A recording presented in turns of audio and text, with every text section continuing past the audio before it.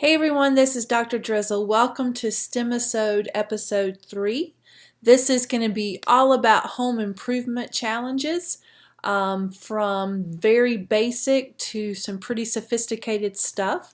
I would like to start off though with introducing you to Kayleen McCabe, a friend of mine from HGTV Network that I met through Twitter about 4 years ago, and she would like to talk to you for just a moment.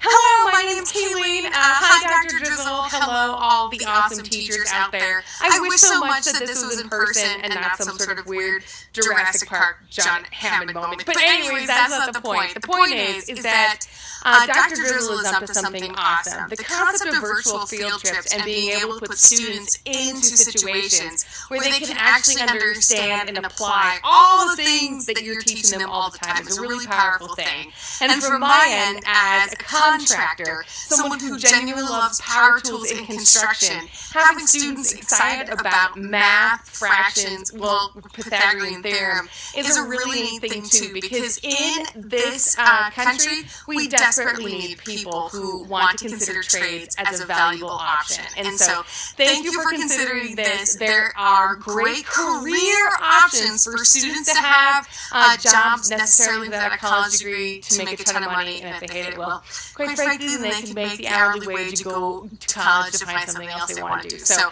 teachers, from the bottom of my heart, thank you so much for what you do for these students. You're the ones genuinely affecting their lives on a day-to-day basis. And so, from the bottom of my heart, a virtual high five, and I hope you have a great rest of your conference. So, bye! So, I've worked with Kayleen for about 4 years now. One of our most recent ventures together was at McMurray Middle School. We were together for a tiny house project.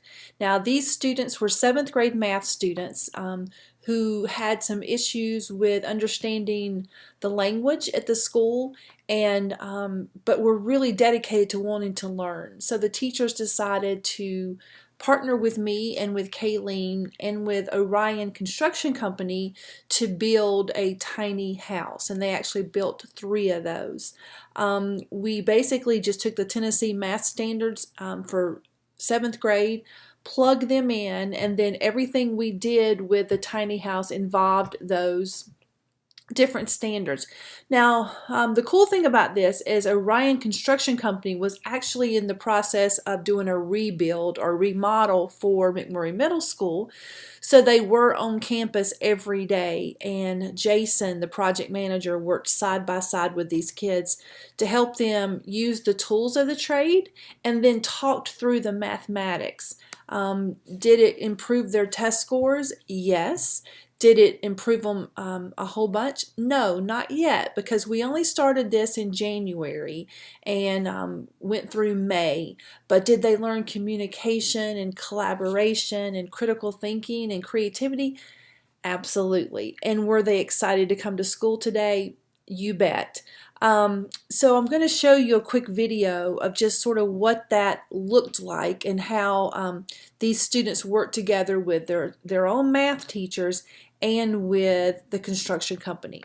We also partnered, like I said, with Kayleen McCabe, so she Skyped in several times to help us.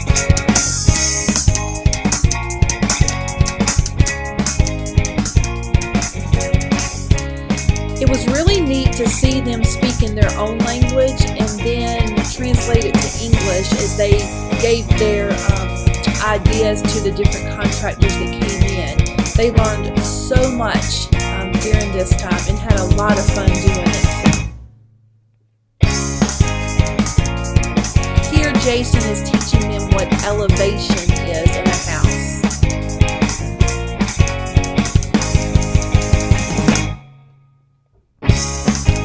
These were 3 tiny houses. They were 4 by 4 by 4 in build. They completely built from the ground up, including walls and shingles and painting and hanging the windows.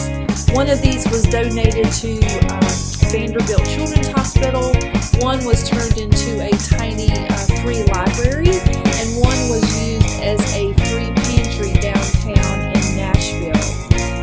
as you can see, this is not your typical math class, but it was something that they will never forget. Kayleen dropped in every couple of weeks to give them the thumbs up and encouragement, and we walked her around virtually to see the progress.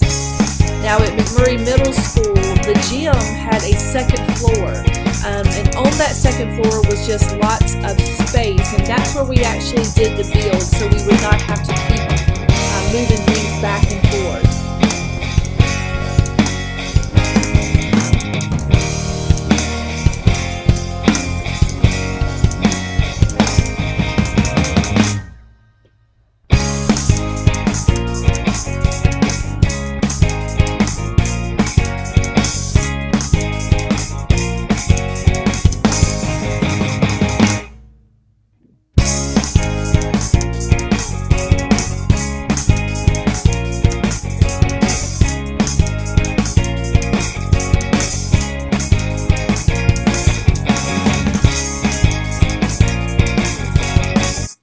Well, that was pretty exciting, and I know that this year we're on schedule to build 10 more tiny houses, with 3 of them in a district that are full-size tiny houses, which is 147 square feet, and we'll be donating those to some families in the community that really need a place to stay. Another challenge that I would encourage you to look into is my Home Improvement Integrated Challenge. Now this has 3 parts to it. So in my mind, I pictured this as a team of 6 with 2 in each group working on several things. So we'll talk about the first one, the Interior Design Challenge. So this is where the kids would choose elements of interior design to do a detailed sketch of one room in their dream home. So they were going to decide the dimensions and create all of the design elements, including furniture color and colors and accessories, and just really great design processing here using the engineering design process. But they had to decide about what materials they would use. They had to keep an expense sheet. We gave them a list of styles that they could use, and then they needed to brand their design business. What name would actually describe them as a designer? We had them to choose what kind of presentation they would use for this, whether it be pencil and pastels and paper or computer programs, dioramas, and that was their piece. For the next 2 in the group, their task was to bring that, bring that designer's dream to life. So they were going to build a model, a scale model of the room with the measurements provided by the designer, and we asked them to build this with a breakaway or a removable top, so you could actually look down in to the house, but they had to be able to use the instructions provided, especially for any of the furniture that was going to be created. Again, they would have to brand their work and find out what defined them as a carpenter. They had to keep a list of all of their resources, and then Kayleen would work and has worked with them in some of their choices.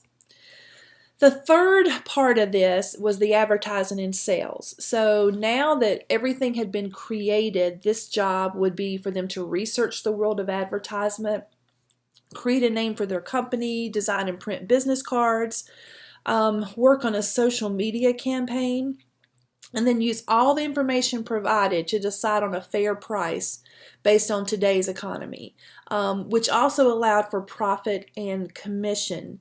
Now, a couple schools have done this, and they worked in those simultaneous teams.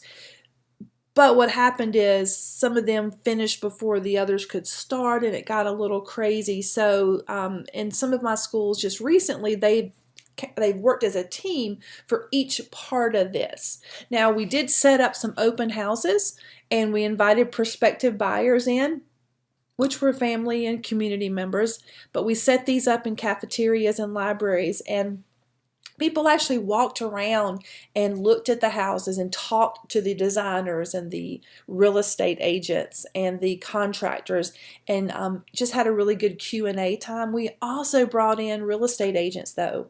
We brought in bankers. We brought in people from Home Depot and Lowe's and had them talk to the designers and the contractors and the sellers. Really great opportunity for mathematics and science, but also literacy skills, and then just this financial literacy and computational thinking that you don't get from a textbook. So I encourage you to try this challenge out with your students. It will take about 6 weeks, so be prepared to maybe stop for a moment and maybe teach some skills that you haven't taught yet, and then step back out and let them continue to work on this particular project. This next project I think you'll recognize just by the crazy song. Before I show you this, let me just tell you this is the Brady Bunch house in Los Angeles, and right before this happens, the grandson of the mom or the grandson of the grandmother who had just passed away was coming out of the house, and I'm not usually very shy, so I went up and asked could I talk to him, and told him what I did for a living and how this would be an amazing opportunity for kids to see an old TV show but watch it come to life. And I said, do you mind if I film here? And he said, absolutely not. My grandmother would love this. So I went back to the car and got everything set up, and then walked back to the sidewalk. And this time, instead of coming up the part that was not built up, I decided to step up over the curb. Now this curb was a lot taller than most curbs in the world. I'm pretty positive of this. So I fell flat on my face. I hit my right knee extremely hard, but I didn't feel like crying because there was a crowd of people that were starting to gather when they saw we were filming, and they were starting to film me, and there was enough laughing to cover everybody there. So here goes. Here's the story of a lovely lady who was bringing up 3 very lovely girls. All of them had hair of gold, like their mother, the youngest one in curls. Here's a story of a man named Brady who was busy with 3 boys of his own. There were 4 men living all together, but they were all alone. Dun, dun, dun. Then the one day when the lady met this fellow, they knew that it was much more than a hunch, that this group would somehow form a family. That's the way that they became the Brady Bunch. The Brady Bunch, dun, dun, dun, the Brady Bunch, dun, dun, dun. That's the way we became the Brady Bunch, dun, dun, dun. STEM challenge is coming soon from the Brady Bunch house. Dr. Drizzle, out. So there was no plan going into this for a Brady Bunch STEM challenge. This just happened to be an extra day we had in California, and my husband thought I would like to go by and see this house from my most favorite TV show. But it struck me that a lot of our kids have not been introduced to that genre of sitcoms, and I thought, well, let's do that while HGTV comes in and does a remodel. So I came up with these 8 different challenges, and I contacted several different people. I've had the Property Brothers retweet me a couple times, again working with Kayleen McCabe, and I've reached out to HGTV and they have responded. So we're doing some conversations right now, nothing solid or anything like that, and they haven't said absolutely yes, but they are listening to me. So this is actually will come in the fall of 2019 when the TV production starts, but I already have these challenges written out. So if you're interested in doing some type of challenge involving all these different areas, just reach out to me and I'll go ahead and send you those. Just an example of one.